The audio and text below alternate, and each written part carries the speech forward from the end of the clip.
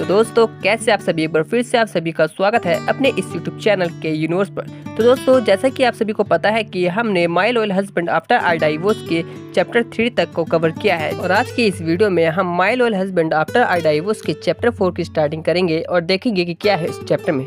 तो आइए बिना किसी भी देरी के चैप्टर 4 की स्टार्टिंग करते हैं और जानते हैं कि क्या है इस चैप्टर। तो दोस्तों my loyal husband after our divorce के चैप्टर 4 की स्टार्टिंग होती है जहां पर वो तीनों आपस में गले मिलते हैं और तभी सिया अंकल चेंग्यू से कहती है कि अंकल मैं बिल्कुल ठीक हूँ, खैर इस एक्सीडेंट के वजह से मेरी याददाश्त वापस आ गई है। तभी अंकल चेंग्यू चौंक जाते हैं और कहते हैं क्या सच में तुम्हारी याददाश्त वापस आ गई। तभी सिया एक एनर्जी के साथ कहती है कि तो जैसे कि अब मेरी याददाश्त पूरी तरीके से वापस आ चुकी है तो अब मैं एक एक कर वो सब कुछ लेकर के रहूंगी जो कुछ हमसे छीना गया था। तभी हमें उसी रात का एक सीन दिखाया जाता है जहां पर एक आदमी मिस्टर सी से कहता है कि क्या आप यही इन्फॉर्मेशन चाहते हो। इतना कहकर वो सेल फोन मिस्टर सी को दे देता है और कहता है कि मेरी जानकारी के हिसाब से सिया सिंघी ने 3 साल पहले जॉब कई सारे बदले हैं। वो अपने बीमार अंकल और अपने छोटे भाई का ख्याल रखने की वजह से जॉब ढूंढ रही थी। और तभी मिस्टर सी उस सेलफोन को लेकर के उस सेलफोन के सारे फोटोज को देखता है जो एज अ इन्फॉर्मेशन कलेक्ट की गई थी, जिसे देख करके उसे पता लगता है कि सिया को बहुत लोगों ने सताया है और उसे एक नौकरों की तरह घर में काम करना पड़ा,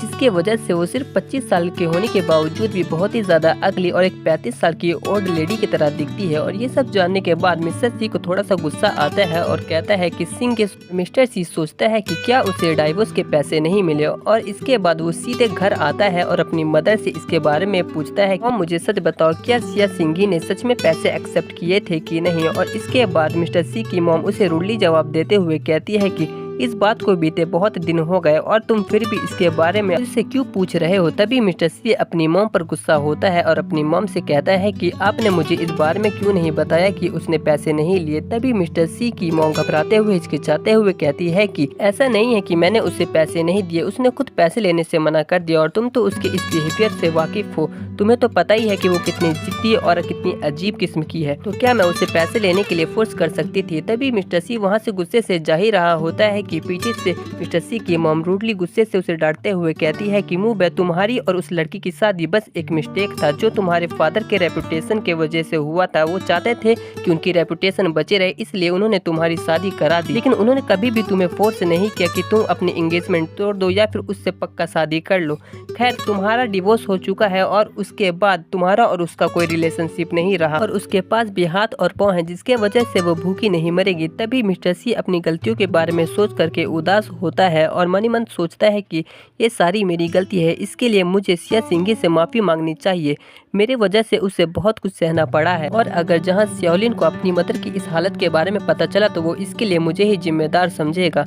और ये सब सोचने के बाद मिस्टर सी वहाँ से जा ही रहा होता है कि तभी पीछे से इसकी मॉम कहती है कि मुँह पे अब तुम कहाँ जा रहे हो। तभी मिस्टर सी जाते हुए कहता है कि मैं सियोलिन के कमरे में ये देखने जा रहा हूँ कि वो आराम कर रहा है कि नहीं। और तभी जाते हुए मिस्टर सी फोन पे एक नंबर डायल करता है और कहता है कि चैंग गाड़ी निकालो मुझे कहीं जाना है। और इतना कहकर फोन कट कर देता है और विंडो से बाहर देखकर सोचता है कि सिंघे मैंने तुम्हें कई सालों से नहीं देखा है और मुझे नहीं पता था कि तुमने इतना कुछ चुपचाप सहा है। ये मैं हूँ जिसकी वजह से तुम्हें ये सब सहना पड़ा, लेकिन अब मैं सब कुछ ठीक कर दूंगा। तभी इसके बाद हमें सिया के घर को दिखाया जाता है जहाँ पर रात के 10 बज रहे होते हैं और तभी सिया का भाई सिया जी सिया के रूम में नॉक करते हुए आता है और कहता है कि सिस्टर मैंने आपके लिए बहुत बढ़िया दलिया बनाया है, इसे खाकर आप रेस्ट करें। तभी सिया मुस्कुराते हुए कहती है कि thank you so much Siya ji, मैंने दिन भर कुछ नहीं खाया है जिसकी वजह से मुझे बहुत तेज से भूख लगी है। इतना कहकर सिया दलिया को हाथ में ले लेती है और सोचती है कि सच में सिया जी बहुत बड़ा हो गया है। 6 साल पहले उसे ये सब कुछ नहीं पता था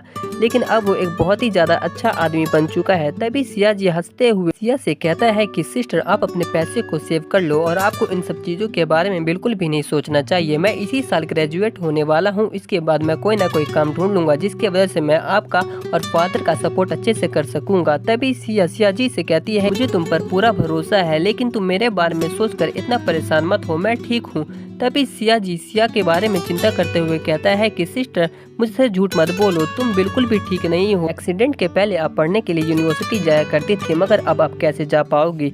सिया जी की इन बातों को सुन करके सिया थोड़ा सा सैड हो जाती है और कप को हाथ में लेकर के सोचती है कि आम लोग बादलों से कीचड़ में गिरने पर बहुत ज्यादा दुखी हो जाते हैं। और सिया के इतना सोचने के बाद ही सिया में एनर्जी सा आ जाता है और सिया सोचती है कि हालांकि मैं कभी भी एक ऑर्डिनरी पर्सन नहीं बन पाई हूँ, जैसे कि पढ़ाई बीच में छोड़ देना, डाइवोर्स हो जाना, एक बच्चे का होना, ये सब कुछ भी नहीं है। मैं फिर से पक्का खड़ी होंगी। और इसके बाद सिया बेड पर बैठती है और सिया जी की तरफ देखकर सिया जी से कहती है कि मैं सचमुच बिल्कुल ठीक हूँ, क्या तुम मुझे नहीं जानते? By the way Siya ji, तुम किस तरह की जॉब सर्च कर रहे हो? तभी सिया जी सिया से कहता है कि मैं मेजरली कंप्यूटर साइंस में जॉब सर्च कर रहा हूँ। इसके लिए मैंने एक नेटवर्क कंपनी में ज्वाइन करने का सोचा है, लेकिन चिंता मत करो, मैं सिक्स के कंपनी को ज्वाइन नहीं करूँगा। इस यह सोचती है कि मेनली सिक्स ने अपनी ग्रोथ रियल एस्टेट और होटल्स के वजह से बनाई है। हालांकि मिस्टर सिक्स मुंबई को बहुत सालों पहले ही इस कंपनी को मोस्ट प्रॉफिटेबल कंपनी बनाने के लिए बहुत सफर करना पड़ा था और आज सिक्स मुंबई के लीडरशिप में सिक्स ने अपने पांव वक्सिया के टॉप कंपनी में जमा लिए।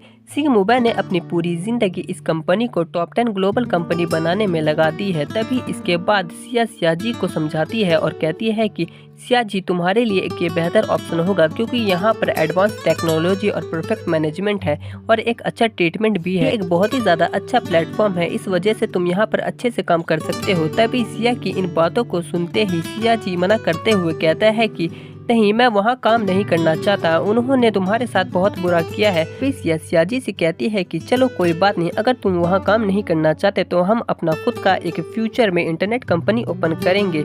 ये सुनते ही सिया जी खुश हो जाता है और कहता है कि यही सही है, मैं भी यही सोच रहा हूँ। और इतना कहकर सिया जी वहाँ से चला जाता है। अभी सिया सामने रखे एक तस्वीर को देखती है जिसमें उसके और उसके बच्चे की फोटो होती है और अपने बच्चे को याद करते हुए सिया मनी मन सोचती है कि श्योलिन, बस थोड़ा सा इंतजार करो, फिर तुम्हारी मॉम पक्का तुम्हारे साथ होगी। तो दोस्तों, ये चैप्टर यहाँ पे समाप्त होता है।